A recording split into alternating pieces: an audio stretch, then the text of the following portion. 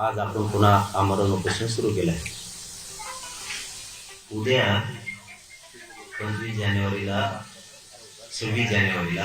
1 वर्ष पूर्ण होत आहे.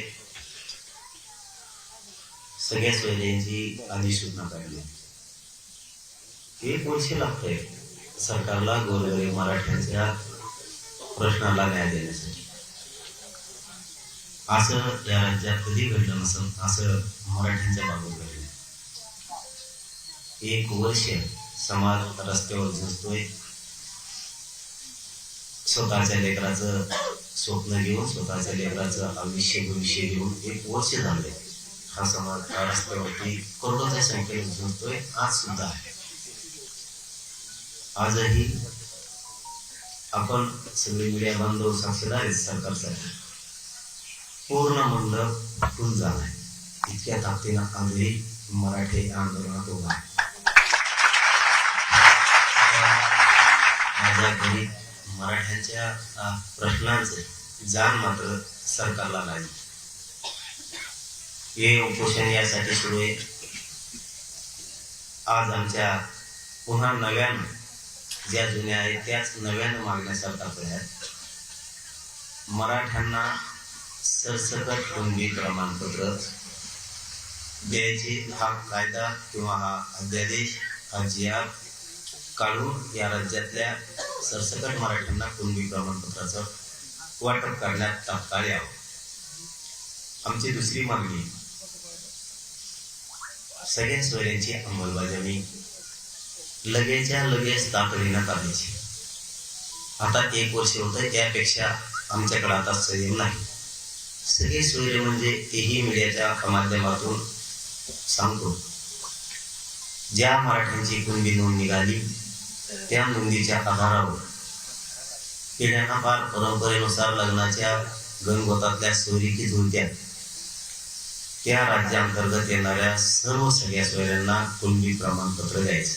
कारण ज्याची कुणबी नोंद निघाली त्याचा व्यवसाय आणि त्याच्या सोयऱ्यांचा, सगळ्या सोयऱ्यांचा व्यवसाय एकच आहे म्हणून, आणि ज्याची कुणबी नोंद निघाली त्याच्या सगळ्या सोयऱ्याला कुणबी प्रमाणपत्र नोंद नाही निघाली तरी या कारणासाठी द्यायचंय की ज्याची कुणबी नोंद निघाली त्याची पोटजात उपजात म्हणून आणि व्यवसाय एक म्हणून त्यांना कुणबी प्रमाणपत्र सरसकट द्यायचे.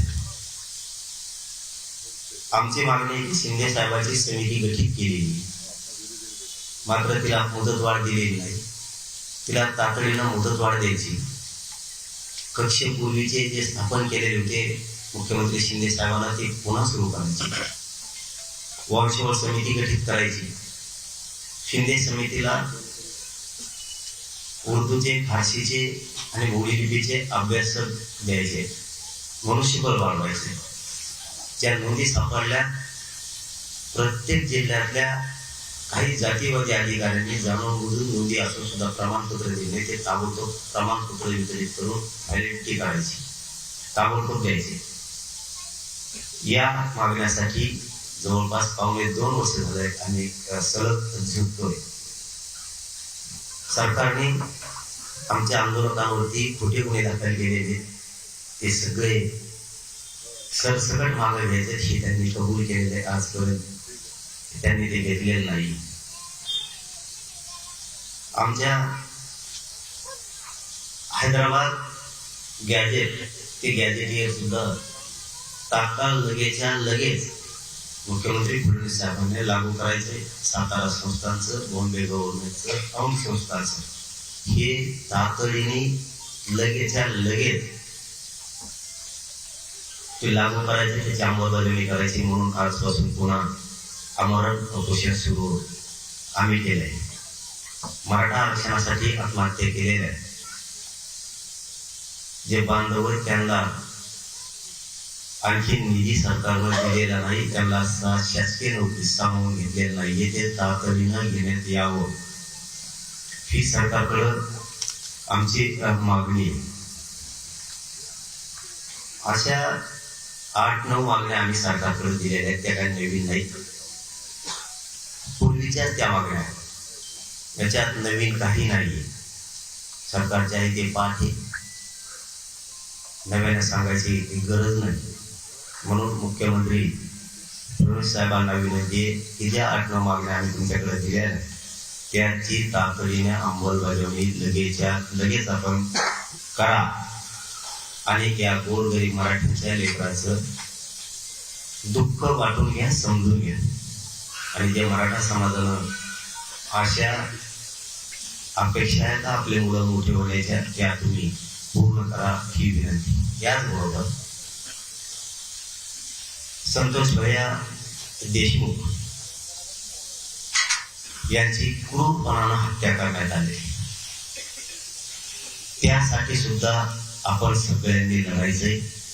या आंदोलनात पहिल्यांदाच, या उपोषणात पहिल्यांदाच संतोष भैया देशमुखांची सुद्धा आपण मागणी घेतलेली की त्या सगळ्या आरोपींना फाशीची शिक्षा झाली पाहिजे. आणि जी कडी आहे पूर्ण साखळीतली सगळी साखळी सापडून तिचा पूर्ण गुंडगिरीच्या टोळीचा नायनाट करायचा आहे, ही सुद्धा मागणी आपण या आंदोलनात घेतलेली. सोमनाथ सूर्यवंशी असतील, वाकोडे साहेब असतील, यांच्याही ज्या मागण्या आहेत त्याही सरकारनं मान्य कराव्या. संतोष भैयाला न्याय मिळेपर्यंत आपण सगळेजण लढणार आहेत. मी आणि हे राज्य आपण सगळेजण मिळून लढणार आहेत. संतोष भैयाला न्याय मिळण्यासाठी सुद्धा हे उपोषण सुरू आहे, कारण ही मागणी आपण त्यांच्यासाठी पण घेतली. इथूनही आपण संतोष भैयासाठी लढणार. पुन्हा शेवटचं सांगतो, कारण लय बोलायची गरज नाहीये. पुऱ्या सरकारला माहिती आहे मराठ्यांच्या मागण्या काय आहेत.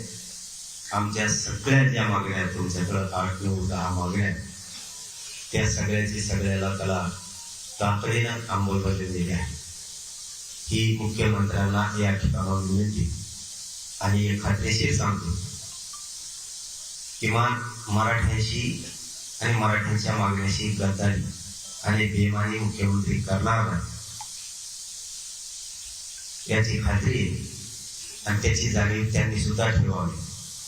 आमच्या मागण्या तातडीनं मार्गी काढाव्यात, कारण हे उपोषणाचं लोन पूर्ण राज्यभर आता पसरला आहे. इथं आता सामूहिक उपोषण, पण आता ज्याला बसायचंय त्यालाच बसा असं सांगितलेलं आहे. जोर जबरदस्ती कोणाला नाही. घरच्याचा विरोध असेल तर कोणीही उपोषणाला बसायचं नाही. मी एकटाच खंबे, तुम्ही फक्त आशीर्वाद पाठबळ पाठिंबा द्यायला जरी आला. आज पहिल्या दिवशी इतके लोक कधीच येत असते की मला इथून पाठीमाग पक्का माहिती मी काय पावले धुवून बसायला लोक इतके लोक पहिल्या दिवशी येत नाही. जेव्हा माझी तब्येत खराब होईल तेव्हा राग आला. आज पहिल्यांदाच असं घडलं पावले 2 वाजता की आंतरवाडीतला मंडप पूर्ण फुल झाला. म्हणून आपण सामूहिक उपोषण आहे. आता लोक पण भेटायला येणार आहेत, लोकांना भेटायला पण जागा पाहिजे. त्यामुळं जे कोणी उपोषण करते जरा एका बाजूला बसले तर बाकीच्या लिहिल्या चुकी देईन आपल्याला. म्हणून थोडं आपणच आपली काळजी घ्यायची. आणि लई मोठे जर वाढले तर आपण पलीकडे 1, 4, 5 एकर रान नीट केले, कुशाल पटायला लोन काढायचं तिकडं, काही टेन्शन नाही. इथं मात्र इथून जर इकडं बसला सगळे जे कोणी असतील उपोषण करते तर GPS सगळा येणाऱ्या लोकांना ते आपल्याला भेटायला येणार. सगळे जर असे झोपले तर लोकांनी भेटायला कसं यायचं तुम्हाला. त्याच्यामुळे इथून पलीकडे जर तुम्ही बसले तर GPS सगळ्या लोकांना भेटायला येणार. लोक तुम्हाला आम्हाला सगळ्याला भेटायला येणार. एक रुटीन प्रश्न आहे की या उपोषणापूर्वी काही सरकारकडून बोलणी झाली, काही चर्चा झाली? तेवढे नाही, सरकारकडून कसलं बोलणं नाही, कसलं काहीच नाहीये. बोलणं नाही, काय नाही. काय मुंबईत मोर्चा सुरू आहे, आक्रोश मोर्चा, तिथे मोठ्या संख्येने लोक जमले. हो, मुंबईत सुद्धा आज मोर्चा आहे. मी कालच आवाहन केलं की बांधवांनी त्यामध्ये सहभागी व्हायचंय. इथं जरी उपोषण असलो तरी संतोष भैयासाठी पण आहे आणि मराठा समाजासाठी पण. आज करोडो लेकरांच्या न्यायाचा प्रश्न आहे आणि आपली जबाबदारी संतोष भैयाला पण न्याय मिळाला पाहिजे आणि करोडो लेकरांना मराठ्यांचाही न्याय मिळाला पाहिजे. आरक्षण देऊ. त्यामुळं ही लढाई सुरू राहणार आहे कोणताही विषय माग पडणार नाही. सगळे सोबत घेऊन हे उपोषण आपण करतो.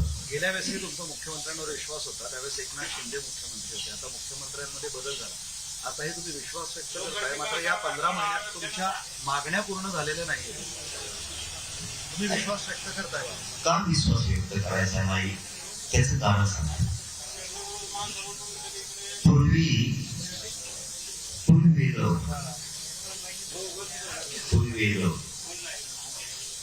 पूर्वी टाकला फडणवीस साहेब म्हणायचे मी शिंदे साहेबांना वाढी त्यांना विचारून बघा, ते मग देत नाहीत मला वाईट. आता तुम्हीच काही टेन्शन आहे का? आता ढोकला आहे का? आता सरकार तुमचं, मुख्यमंत्री तुम्ही, बहुमत तुमचं, आता काय लोड आहे का?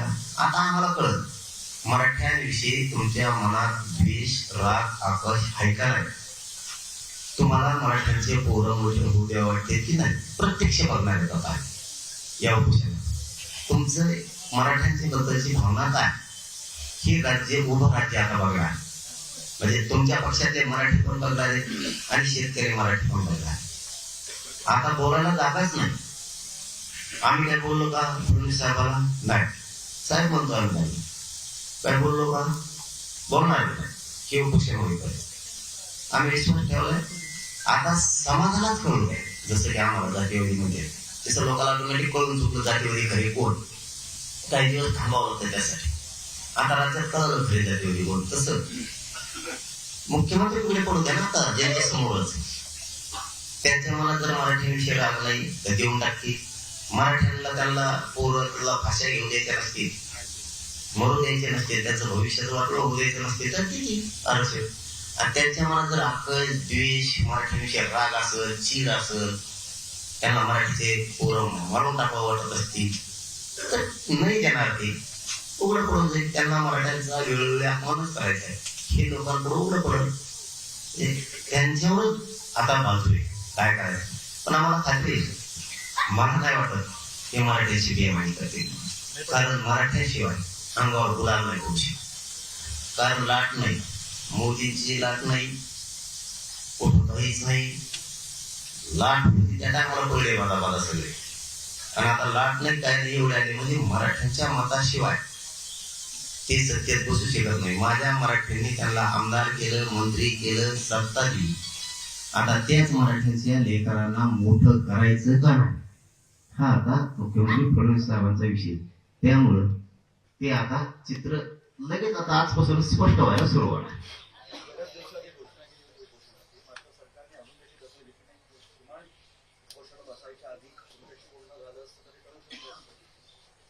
आता ते बोलणं करायचं एकाने की त्यांचा विषय. पण आमचा विषय काय, त्यांनी जरी आम्ही लय दिवस झाले तुमच्या म्हणण्यानुसार घोषणा केली उपोषणाची, आमच्यासाठी हे महत्वाचं आहे. आम्हाला कोण शत्रू मानतंय, आमच्या अन्नात कोणचा सरकारचा मंत्री किंवा मुख्यमंत्री विष घालायला निघालाय हे आम्हाला चित्र क्लिअर होणं गरजेचं.